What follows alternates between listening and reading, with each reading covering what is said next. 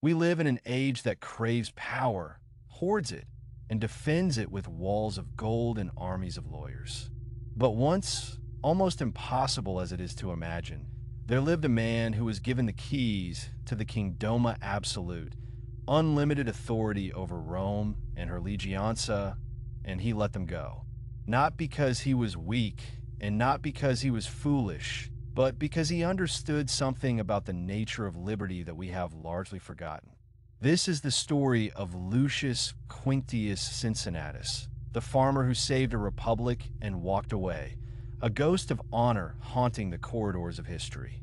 To understand the weight of this tale, you must picture the world of the early Roman Republic, roughly 5 centuries before the birth of Christ. This was not yet the marble empire of the Caesars, but a gritty, sun-bleached village struggling to survive on the Tiber River. Rome was a city-state perpetually on the brink of annihilation, squeezed between hostile tribes and the whispers of kingship. The Romans hated the very idea of a king. They had overthrown Tarquin the Proud to live under the rule of law, under the Senate. But their law was fragile, their enemies were many, and the code of the Roman citizen was built on a terrifying ideal. That duty to the state outweighed comfort, safety, and even life itself. Our hero was not a young man with a gleaming sword and a destiny to fulfill. Cincinnatus was old, his face weathered by the Italian sun, his hands calloused from the soil. He was a patrician, a man of noble blood, but he had fallen on hard times. Political enemies had driven him into exile, and he had lost his fortune. Now, he lived in a small hut across the Tiber, working a small plot of land with his own hands. In the eyes of the Roman elite, a man who worked the land was the highest virtue. Agriculture was the foundation of the stadia, but Cincinnatus was dirt poor, likely wondering if his legacy would end in obscurity. Then came the crisis. The year was 458 BC.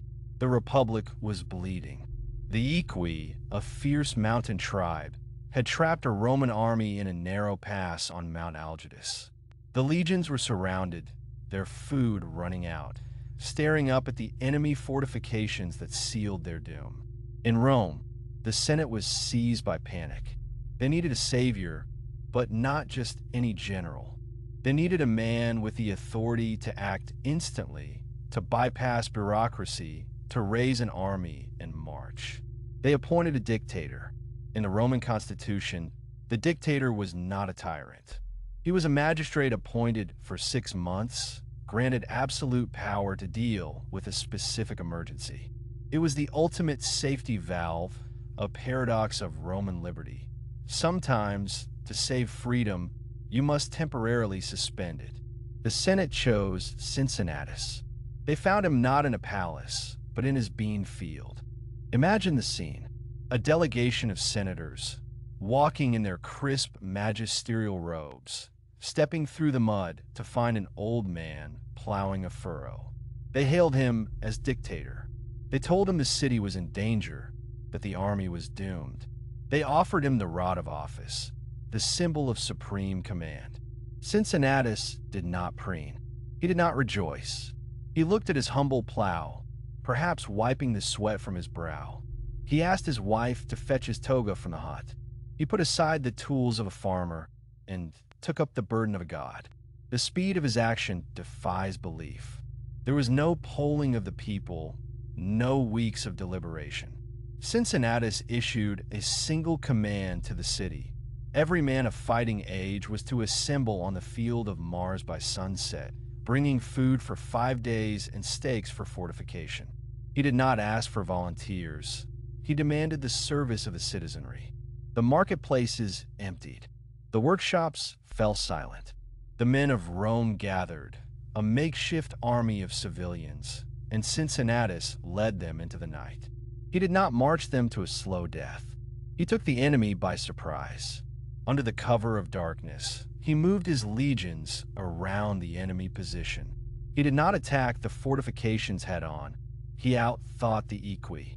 He ordered his men to dig a trench not to besiege, but to encircle the besiegers. When the Equi awoke, they were the ones trapped. The Romans, starved and desperate only hours before, were now the cage.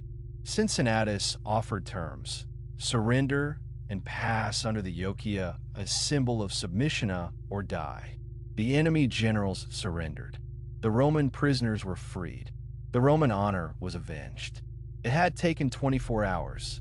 In a single day, Cincinnatus had taken up the axe, shattered the enemy, and secured the safety of the Republic. The army marched home in triumph. The people waited in the streets, expecting a parade, expecting a speech, perhaps expecting their savior to keep his grip on power. After all, he had the army. He had the love of the people. He could have been king. He could have ruled Rome. He could have rewritten the laws to enrich himself, banished his enemies, and sat on a throne for the rest of his life. This is what men do. This is what power demands. But Cincinnatus did something that strikes us as alien. He resigned. He entered the city, defeated the enemy, and the very next day, he laid down the imperium, the absolute command, and returned to his Senate seat only long enough to oversee the punishment of the Equi general. Then he walked away. He went back across the Tiber. He went back to his hut. He picked up his plow. He returned to his beans. The Romans told this story to their children not just because it was a victory, but because it was a warning and a template. It was the definition of gravitas. To the ancient mind, this was the ultimate expression of virtue. Cincinnatus represented the perfect citizen, a man who serves the state not for glory, not for gain, but out of duty. He showed that authority is a burden to be carried only as long as necessity demands, and then discarded. The axe is a tool for the tree. The dictatorship is a tool for the crisis. Once the tree is felled, you put down the axe. This legend echoes through the centuries with a terrifying resonance. When the American revolutionaries gathered to forge a new nation, they looked to Rome. George Washington, the man who could have been king, was constantly compared to Cincinnatus. When the war was won, when the crisis was past, he surrendered his commission to Congress and returned to Mount Vernon. He didn't want to be a monarch. He wanted to be a farmer. The city of Cincinnati, the society of the Cincinnatia, these are monuments to that ancient Roman farmer. The ideal of the citizen soldier, the leader who leaves his plow to lead and returns to it when the work is done, is the very DNA of modern republicanism. But the story also holds a darker, quieter meaning. It reminds us that power is a seduction that requires a soul of iron to resist. We live in a world of Cincinnatus's antitheses, where leaders cling to office until their last breath, where emergency powers become permanent laws. The story of the axe asks us a difficult question. Do we still have the capacity to produce such men? Or have we become too comfortable, too cynical, to believe that anyone would actually choose the plow over the crown? Ultimately, the legacy of Lucius Quinctius Cincinnatus is not the victory on Mount Algidus. Battles are forgotten, borders shift. His legacy is the image of that old man walking away from the cheering crowds, back to the silence of his field.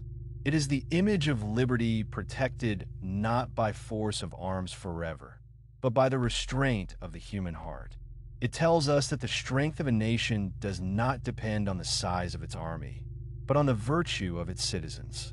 And it whispers to us across 2,000 years that the most heroic thing a person can do is not to conquer the world, but to know when to let it go.